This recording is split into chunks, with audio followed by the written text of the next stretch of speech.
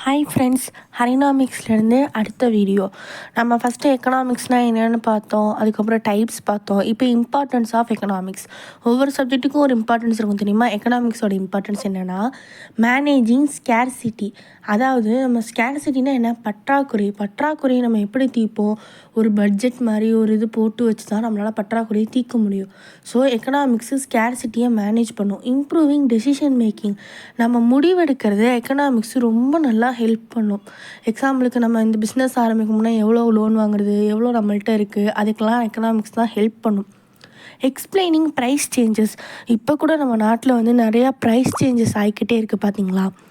அது எல்லாத்துக்குமே அந்த ப்ரைஸ் சேஞ்சஸை நமக்கு தெளிவாக இப்போ பெட்ரோல் விலை 4 ரூபா கூடியிருக்கு, ஏன் கூடியிருக்கு, எப்படி கூடியிருக்குன்றத தெளிவாக நமக்கு எக்கனாமிக்ஸ் தான் அதோட இம்பார்ட்டன்ஸையும் அது எக்ஸ்பிளைனும் பண்ணுது. ஸோ அடுத்தது பார்த்திங்கன்னா பூஸ்டிங் பர்சனல் ஃபினான்ஸ். அதாவது நம்மளோட பர்சனல் ஃபினான்ஸை, நம்மளோட வீட்டு வருமானத்துலேருந்து எல்லாத்தையுமே எக்கனாமிக்ஸ் மட்டும்தான் ஹேண்டில் பண்ணுது. ஸோ அதுக்கு பர்சனல் ஃபினான்ஸ்க்கு தான் எக்கனாமிக்ஸ் ஃபஸ்ட்டு ரொம்ப இம்பார்ட்டன்ட். அதுக்கப்புறம் தான் நம்ம நாட்டு லெவலில் போக முடியும். அடுத்து கைடிங் பிஸ்னஸ் ஸ்ட்ராட்டஜி. பிஸ்னஸில் ப்ராஃபிட் வரணும்னா நம்ம எவ்வளோ அமௌண்ட்டு போடணும், லாஸ் வராமல் எப்படி பாதுகாக்கணும் அப்படின்றத எக்கனாமிக்ஸ் மட்டும்தான் நமக்கு ஃபுல்லாக சொல்லித்தரும். ஸோ நமக்கு பர்சனல் ஃபினான்ஸ்க்கு எப்படி எக்கனாமிக்ஸ் இம்பார்ட்டனோ அதே மாதிரி அடுத்தது பிஸ்னஸ் ஸ்ட்ராட்டஜிக்கு தான் நமக்கு இம்பார்ட்டன்ட். அடுத்து பார்த்திங்கன்னா ஷேப்பிங் கவர்மெண்ட் பாலிசி. ஆக்சுவலாகவே பர்சனலாக ஒரு வீடு நல்லா இருக்குது, அடுத்து ஒரு பிஸ்னஸ் நல்லா இருக்குன்னா கவர்மெண்ட்டுக்கு தான் அடுத்து வரும். So shaping government policy. நம்ம வீட்டிலேருந்து இப்படி நம்ம ஒவ்வொருத்தராக கணக்கெடுப்பு எடுத்தோம். அந்த கணக்கெடுப்பில் யாருக்கு என்ன தேவை, எஜுகேஷன் தேவை, ஹெல்த்து தேவையா, இந்த மாதிரி இதெல்லாம் அனலைஸ் பண்ணுறதுக்கே எக்கனாமிக்ஸ் தான் தேவை. அதை வச்சு கவர்மெண்ட் பாலிசிஸையே எக்கனாமிக்ஸ் தான் ஷேப் பண்ணுது. அதுக்கப்புறம் ஃபைட்டிங் குளோபல் பாவர்ட்டி.